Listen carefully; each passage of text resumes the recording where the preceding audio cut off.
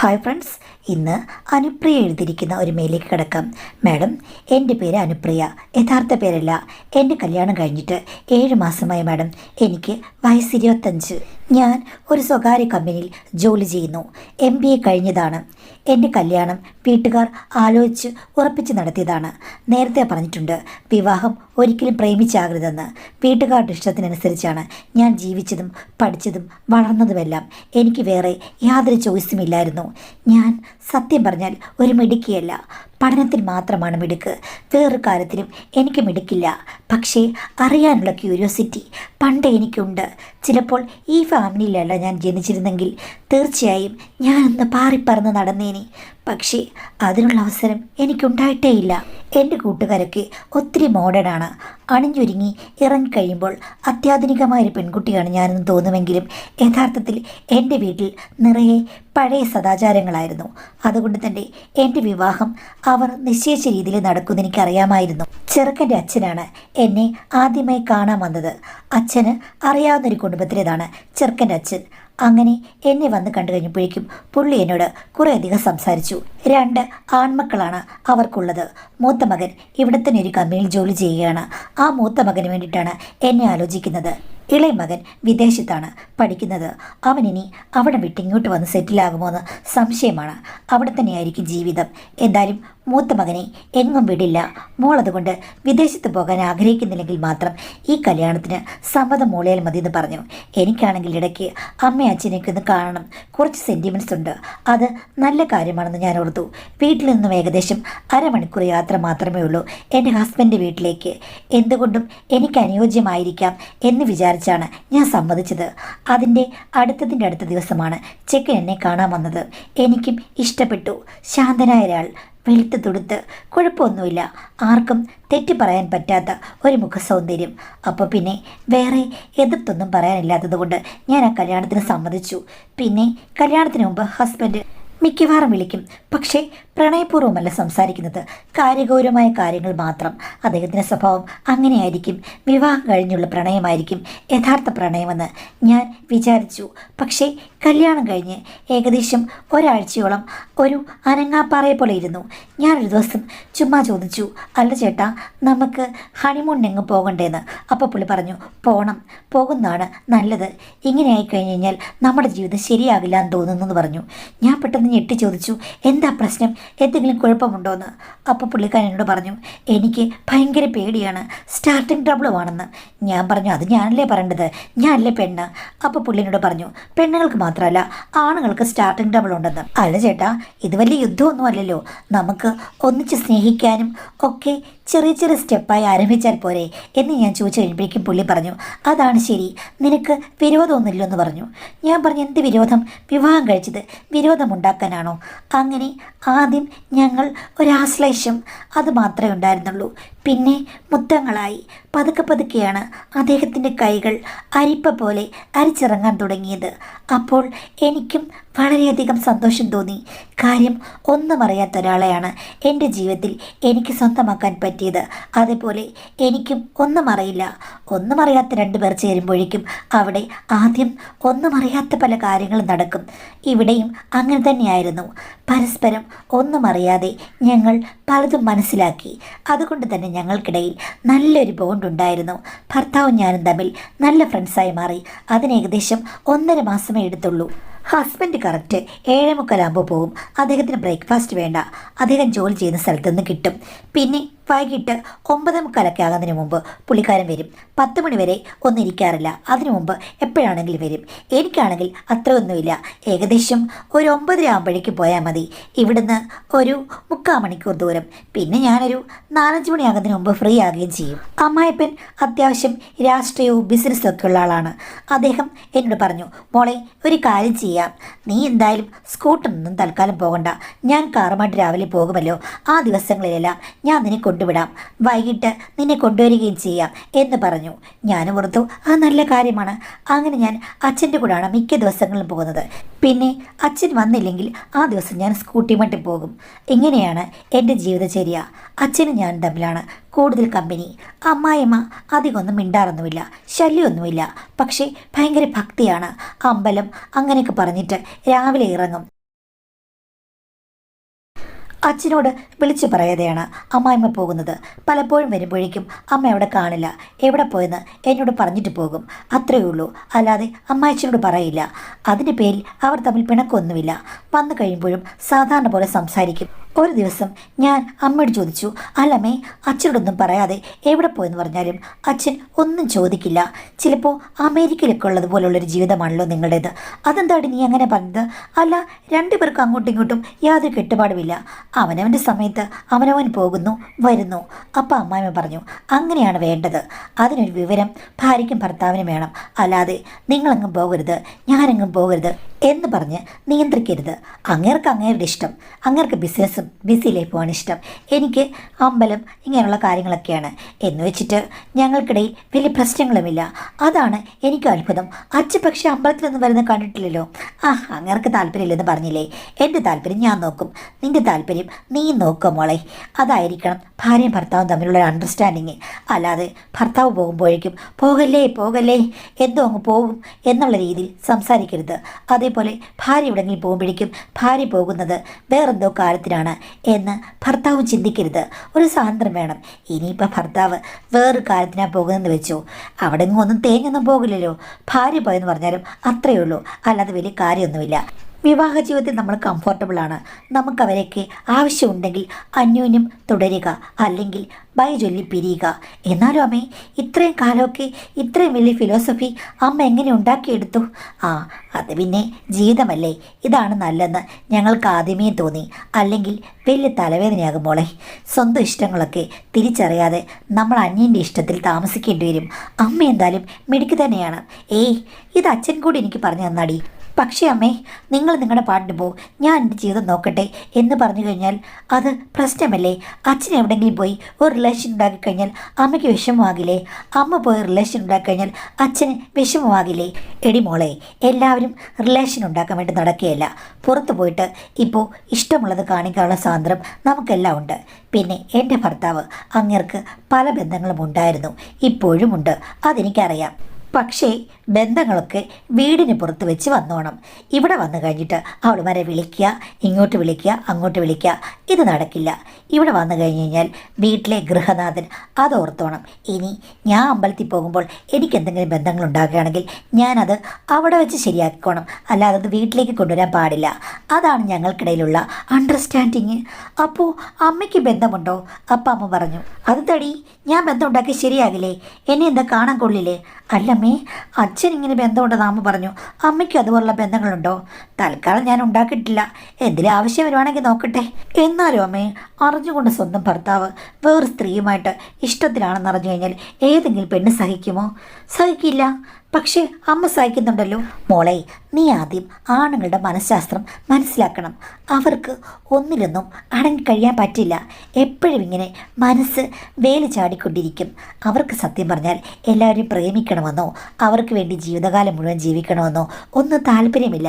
അവർക്ക് കാര്യങ്ങൾ നടക്കണം. പക്ഷേ ഏതെങ്കിലും സ്ത്രീ വന്നോളൂ, ഞാൻ സ്വീകരിക്കുമെന്ന് പറയുമോ? ഒരിക്കലുമില്ല. അതുകൊണ്ടെന്താ, ആണുങ്ങൾ പുറകെ നടക്കും.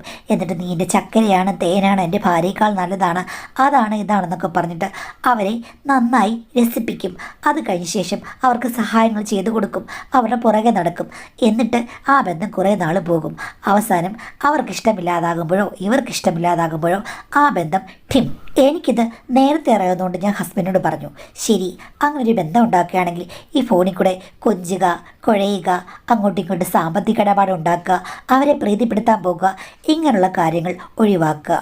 നിങ്ങളോട് താല്പര്യമുണ്ട്, നിങ്ങൾക്കും താല്പര്യമുണ്ടെങ്കിൽ അനാവശ്യമായി പുറകെ നടക്കുകയോ എന്നും ഡെയിലി വിളിച്ച് അവരുടെ വീട്ടിലെ കാര്യങ്ങൾ നോക്കാനോ ചെലവിന് കൊടുക്കാനോ പോകാതെ നിങ്ങൾക്ക് കാണാൻ സാഹചര്യമുള്ളപ്പോൾ കാണുക, അവരുടെ കാര്യങ്ങൾ നടത്തുക, പോരുക.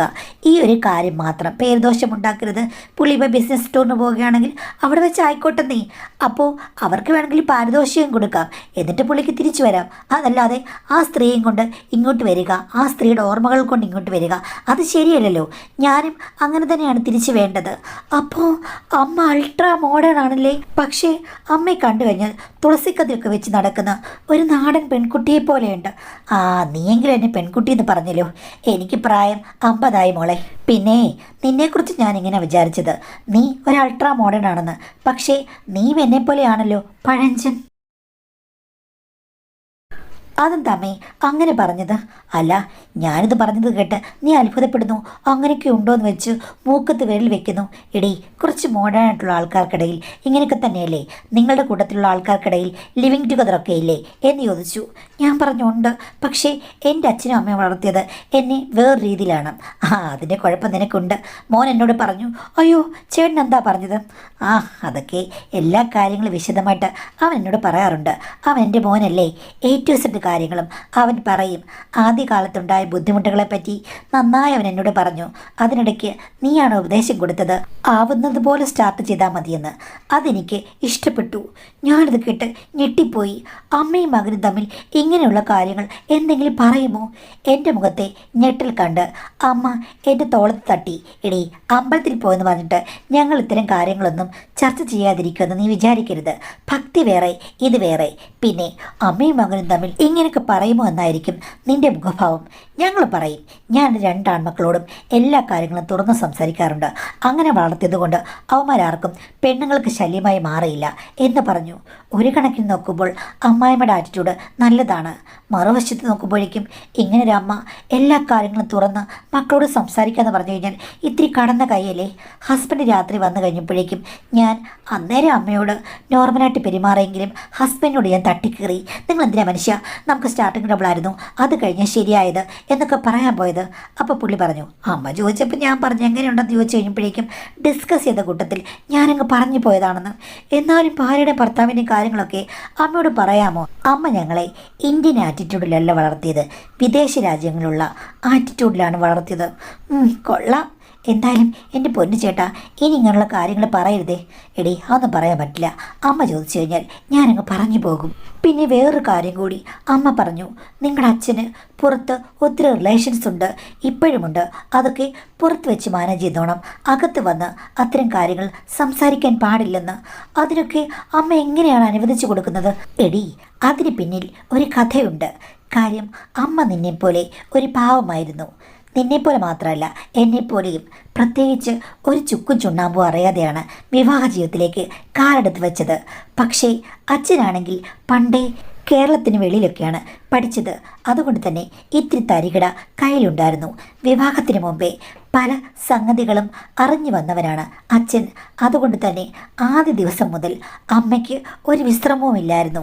ആദ്യത്തെ 1 വർഷത്തോളം ശരിക്കും അമ്മയ്ക്ക് മുന്നും പിന്നും തിരിഞ്ഞു നോക്കാൻ പറ്റാത്തത്ര തിരക്കായിരുന്നു അച്ഛനെ കൊണ്ട് എന്നാണ് പറഞ്ഞത്. ചുരുക്കം പറഞ്ഞാൽ അമ്മ പറഞ്ഞത് അച്ഛന് നിയന്ത്രിക്കാനാവാത്ത ചില ശക്തികളുണ്ട്. ആ ശക്തികൾ ആദ്യം അമ്മയ്ക്ക് ഇഷ്ടപ്പെട്ടു. അമ്മ വിചാരിച്ചത് 24 മണിക്കൂറും എൻ്റെ ഭർത്താവ് എന്നെക്കുറിച്ച് ചിന്തിക്കുകയാണല്ലോ എന്ന്. പിന്നീടാണ് അമ്മയ്ക്ക് മനസ്സിലായത് അതൊന്നുമല്ല, അങ്ങേർക്ക് ആവശ്യമാണ്, ആവശ്യക്കാരന് ഔചിത്യം പാടില്ലല്ലോ. കുറച്ചു നാൾ കഴിഞ്ഞപ്പോഴേക്കും ഈ കാര്യങ്ങളൊക്കെ പ്രശ്നമാകാൻ തുടങ്ങി. 2 പേരും തമ്മിൽ പിണങ്ങി പിരിഞ്ഞ് 1 വർഷം ഗ്യാപ്പിൽ ജീവിക്കുകയും ചെയ്തു. അത് കഴിഞ്ഞ ശേഷം പിന്നെ 2 പേരും കൂടെ ചർച്ച ചെയ്താണ് ഈ ജീവിതം തുടങ്ങിയത്. വേണമെങ്കിൽ അന്ന് പിരിഞ്ഞു പോകാമായിരുന്നു. പിണങ്ങിയിട്ട് ഒന്നിച്ചപ്പോഴാണ് 2 പേരും തമ്മിൽ ഇങ്ങനെയുള്ള ചില കരാർ ഉടമ്പടികളൊക്കെ വന്നത്. അത് കഴിഞ്ഞതിൽ പിന്നെ വലിയ പ്രശ്നമൊന്നുമില്ല. ആണുങ്ങളങ്ങ് പോകുന്നത് പൊയ്ക്കോട്ടെ, പക്ഷേ നിങ്ങളുടെ അമ്മ അവർക്ക് എന്തെങ്കിലും തെറ്റായ വഴിയുണ്ടെന്ന് കണ്ടു കഴിഞ്ഞാൽ നിങ്ങൾക്ക് വിഷമമാകില്ലേ? അപ്പോൾ ഹസ്ബൻഡിനോട് ചോദിക്കണം, ഞാനെന്താ വിഷമിക്കുന്നത്? അമ്മ വിഷമിച്ചാൽ പോരെ? ഇപ്പോൾ ആരെങ്കിലും അമ്മ അമ്പലത്തിൽ പോകുന്നു അല്ലെങ്കിൽ അവിടെ പോകുന്നു, അമ്മയെ വേറൊരു സാഹചര്യത്തിൽ കണ്ടു എന്ന് പറഞ്ഞു കഴിഞ്ഞാൽ നിങ്ങൾ എന്ത് ചെയ്യും? ഞാനെന്ത് ചെയ്യാനാണ്? അത് അമ്മ മാനേജ് ചെയ്യണം. നിൻ്റെ സാഹചര്യം നീ മാനേജ് ചെയ്യണം, എൻ്റെ സാഹചര്യം ഞാൻ മാനേജ് ചെയ്യണം. ഞാനിതൊക്കെ കേട്ട് ഞെട്ടിത്തരിച്ചു പോയി. ഇതെന്തൊരു കുടുംബ സെറ്റപ്പുമാണ്. അപ്പോൾ ഹസ്ബൻഡ് പറഞ്ഞു, ഇങ്ങനെയാണ്. നിനക്ക് ആഗ്രഹമുണ്ടോ? എങ്കിൽ നീ പോവുക, തിരിച്ചു വരിക. എനിക്ക് ആഗ്രഹങ്ങളൊന്നുമില്ല. എൻ്റെ പുറകെ നീ നടന്നു കഴിഞ്ഞാൽ എന്നെ സംശയിക്കത്തക്ക ഒരു കാര്യങ്ങളും കണ്ടുപിടിക്കാൻ പറ്റില്ല. പക്ഷേ താല്പര്യമുള്ളവർ അടങ്ങിയിരിക്കരുത്, അവർ പ്രവർത്തിച്ചു കൊണ്ടേയിരിക്കണം. അമ്മയ്ക്കും അച്ഛനും വ്യത്യസ്തമായ താല്പര്യം, അവരതിനു വേണ്ടി ജീവിക്കുന്നു. അതല്ലേ വേണ്ടത്. അണ്ടർസ്റ്റാൻഡിങ് എന്ന് പറഞ്ഞാൽ അങ്ങനെ ആയിരിക്കണം മോളെ എന്ന് പറഞ്ഞ് ഭർത്താവിൻ്റെ കവിളിൽ തലോടി. ആക്ച്വലി ഞാൻ ഞെട്ടിപ്പോയി. ഇത് ഒരു പ്രത്യേകതരം ഫാമിലി തന്നെ. സത്യം പറഞ്ഞു കഴിഞ്ഞാൽ അത് എനിക്കൊരു ലക്കാണ്. പണ്ട് സ്വതന്ത്രയായി പൂമ്പാറ്റ ചിറക് വിരിച്ച് ഒന്ന് പാറണമെന്ന് ഞാൻ ആഗ്രഹിച്ചു. ഈ വീട്ടിൽ അത് നടക്കും. എൻ്റെ ഇഷ്ടം പോലെ പല കാര്യങ്ങളും പറ്റുമല്ലോ എന്ന് ഞാനപ്പോൾ ഓർക്കുകയും ചെയ്തു. സത്യം പറഞ്ഞാൽ അന്ന് മുതലാണ് എനിക്ക് നല്ല മാറ്റമുണ്ടായത്. ഇങ്ങനെയൊക്കെ പറഞ്ഞെങ്കിലും ഞാൻ അമ്മായിച്ചനോട് ഒന്നും അറിഞ്ഞതായിട്ട് ഭാവിച്ചില്ല. ഒരു ദിവസം രാവിലെ കാറിൽ പോകുമ്പോൾ അച്ഛൻ എന്നോട് ചോദിച്ചു, മോക്കി പഴഞ്ചൻ ചിന്താഗതിയൊക്കെയാണ്, അതെന്താ വെച്ചാൽ അങ്ങനെ പറഞ്ഞത്? അല്ല, നീ നിൻ്റെ ഭർത്താവിനോടും അമ്മയോടും ഒക്കെ പറഞ്ഞ കാര്യങ്ങൾ എന്നോട് അവർ പറഞ്ഞു. അങ്ങനെ ചിന്തിക്കരുത്. മനുഷ്യരാണ്, എപ്പോഴും ഒരാളോട് തന്നെ ഇഷ്ടങ്ങൾ വേണമെന്ന് യാതൊരു നിർബന്ധവുമില്ല. എനിക്കൊരു 18, 21 വയസ്സൊക്കെ ഉള്ളപ്പോഴില്ലേ എനിക്ക് 40-45 വയസ്സുള്ള ആൻറ്റിമാരായിരുന്നു എൻ്റെ സ്വപ്ന റാണിമാർ. പക്ഷേ കുറച്ചു കാലം കഴിഞ്ഞ് ഇപ്പം നോക്കുമ്പോഴേക്കുമില്ലേ ഒരു ചെറിയ റേഞ്ചിലേക്ക് ഞാൻ വന്നു. കിളന്നുകളാണ് എനിക്ക് താല്പര്യം. ഇപ്പോൾ അവരുടെ കൂടെ ഇരിക്കുമ്പോഴാണ് ഞാൻ കൂടുതൽ ചെറുപ്പമായി തോന്നുന്നത്. പക്ഷെ ഞാൻ പറഞ്ഞത്, എല്ലാ കാലത്തും എല്ലാ പ്രായത്തിലുമുള്ള നല്ല ഫ്രണ്ട്സ്, നല്ല പാർട്ട്നേഴ്സ് നമുക്ക് വേണം. എങ്കിൽ മാത്രമേ നമ്മുടെ ജീവിതത്തിൽ പല വ്യത്യസ്തതകളും നമുക്ക് ആസ്വദിച്ചറിയാൻ പറ്റുകയുള്ളൂ. അല്ലാതെ ഒരു കാര്യത്തിൽ മാത്രം തൂങ്ങിയാടരുത് മോളെ എന്ന് പറഞ്ഞു. ഇപ്പോൾ അവൻ മോളെ കല്യാണം കഴിച്ചല്ലോ, അവൻ്റെ ഇഷ്ടത്തിന് പോകും. മോളും മോളുടെ ഇഷ്ടത്തിന് ഒരു 2-3 വർഷം നന്നായിട്ട് ആവശ്യമായിട്ട് അടിച്ചു പൊളിച്ച് ജീവിക്കുക. അത് കഴിഞ്ഞിട്ട് ഒരു കുട്ടിയാകേണ്ട സമയത്ത് മാത്രം നിങ്ങൾ തമ്മിൽ കുറച്ച് നാൾ, ഒരു 5-6 മാസം വിശ്വസ്തരായിട്ട് കഴിയുക. അത് കഴിഞ്ഞ ശേഷം പിന്നെയും പഴയ ജീവിതത്തിലേക്ക് പോവുക. അതായിരിക്കും നല്ലത്. പക്ഷേ അച്ഛന് മോൻ പറഞ്ഞത്, അച്ഛന് മോന് ഇങ്ങനെയുള്ള കാര്യങ്ങളൊന്നും ഇഷ്ടമല്ല, എനിക്ക് പൂർണ്ണ സ്വാതന്ത്ര്യമാണെന്ന്. അപ്പോൾ അച്ഛൻ അർത്ഥം വെച്ച് ചിരിച്ചു. അവൻ്റെ ഇഷ്ടം എന്താണെന്ന് ഒരു ദിവസം നീ അറിയും. ആ സമയത്ത് നീ എന്നോട് വന്ന് അയ്യോ അച്ഛാ അങ്ങനെയല്ലേ ഇങ്ങനെയല്ലേ എന്ന് പറയരുതെന്ന്. അതെന്താ അച്ഛാ, പുള്ളിക്ക് എന്തെങ്കിലും പ്രശ്നമുണ്ടോയെന്ന്? അവന് ഒരു പ്രശ്നമില്ല. അവനും എന്നെപ്പോലെ തന്നെ നല്ല ഊർജ്ജസ്വലാണ്. പക്ഷേ അങ്ങനെയല്ലല്ലോ പറഞ്ഞത്.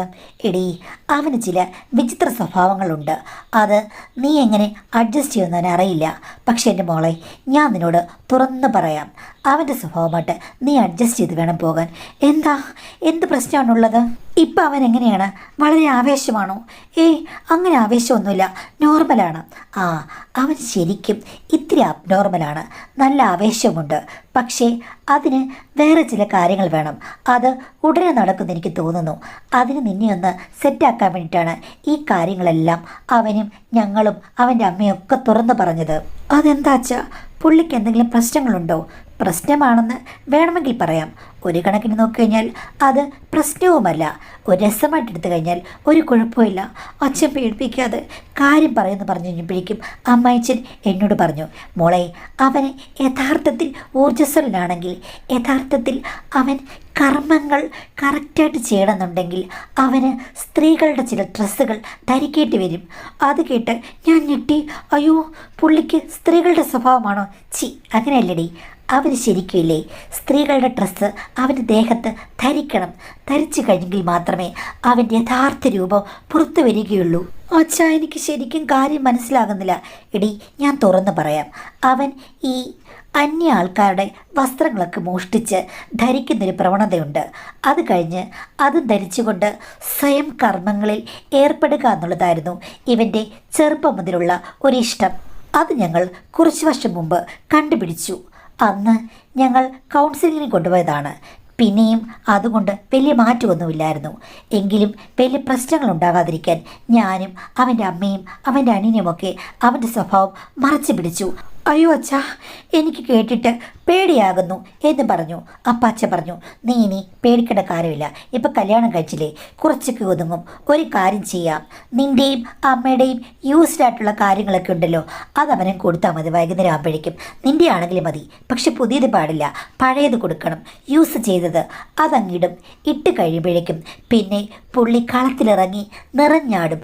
നീ ഈ കാര്യങ്ങൾ അവനോട് ചർച്ച ചെയ്ത് അത് അക്സെപ്റ്റ് ചെയ്തെന്ന് പറഞ്ഞിട്ട് ഇങ്ങനെ അമ്മയുടേതോ അല്ലെ നിൻ്റേതോ എടുത്തു കൊടുക്കൂ. പുറത്തുനിന്നും ഇനി അവൻ റിസ്കിന് പോകേണ്ട കാര്യമില്ല. ഇവിടെ തന്നെ 2 പെണ്ണുങ്ങളുണ്ടല്ലോ, അതങ്ങ് കൊടുത്താൽ മതി. ഏതെങ്കിലും മതി, അഡ്ജസ്റ്റ് ചെയ്യും. അത് കഴിയുമ്പോഴേക്കും മോളെ, നിനക്ക് പിന്നെ പരമാനന്ദമായിരിക്കും. നിനക്ക് സ്വാതന്ത്ര്യമുണ്ട്. കാര്യം ഈ ഒരു കാര്യം നീ അംഗീകരിച്ചു കഴിഞ്ഞാൽ നിനക്ക് പുറത്തു പോയി പീലി 7 നിർത്തി ആടാം മോളെ. നിൻ്റെ ഒരു കാര്യത്തിലും അവൻ തലയിടാൻ വരികയില്ല. അവന് വേറെ പ്രശ്നങ്ങളൊന്നുമില്ല.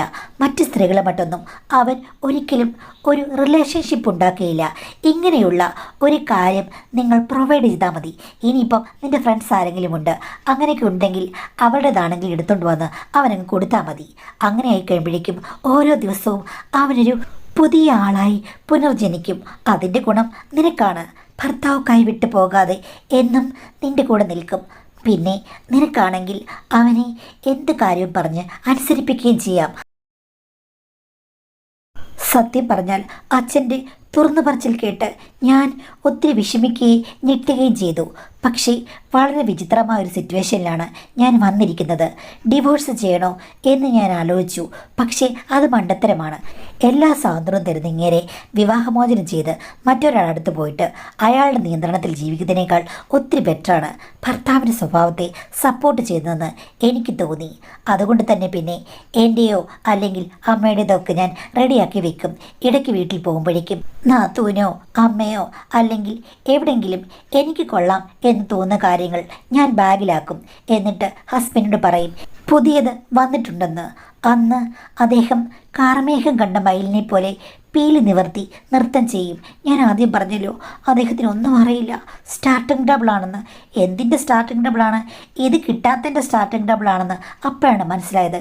കിട്ടിക്കഴിഞ്ഞാൽ എൻ്റെ പൊന്നു മാഡം, വളരെ വിചിത്രമായ നമ്മളുടെ ഇഷ്ടങ്ങൾക്ക് പൂർണ്ണമായി അടിമപ്പെടുന്ന നല്ലൊരു ഭർത്താവായി അദ്ദേഹം മാറും. സത്യം പറഞ്ഞാൽ സൂപ്പർ ലോട്ടറി അടിച്ചിരുന്നു.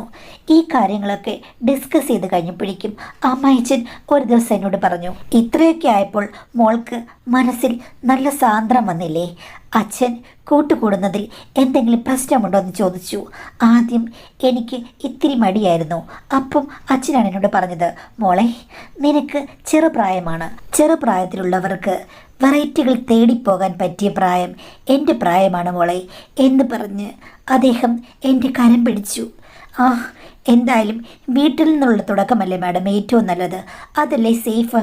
അതുകൊണ്ട് ഞാൻ നോ എന്ന് പറഞ്ഞില്ല. അതാണ് ഞാനെടുത്ത ഏറ്റവും നല്ല തീരുമാനം തോന്നുന്നു. അത് കഴിഞ്ഞതിൽ പിന്നെ ഞങ്ങളെല്ലാവരും വളരെ സന്തുഷ്ടരാണ്. ശരിക്കും പറഞ്ഞാൽ ആഴ്ചയിൽ 2-3 ദിവസമാണ് ഹസ്ബൻഡിന് ഒരു ഉണർവുണ്ടാകുക. ബാക്കിയുള്ള ദിവസങ്ങളിൽ അച്ഛൻ ഫ്രീ ആണെങ്കിൽ ഞങ്ങൾ ഒന്നിച്ചാകും ഡിന്നർ. ഇനി അമ്മയുടെ കാര്യമാണെങ്കിൽ അമ്മ ഈ കാര്യങ്ങളൊന്നും ശ്രദ്ധിക്കാറേയില്ല. സത്യം പറഞ്ഞാൽ എൻ്റെ അമ്മായിമ്മയുടെ മനസ്സിലിരിപ്പ് എന്താണെന്ന് എനിക്കറിയില്ല.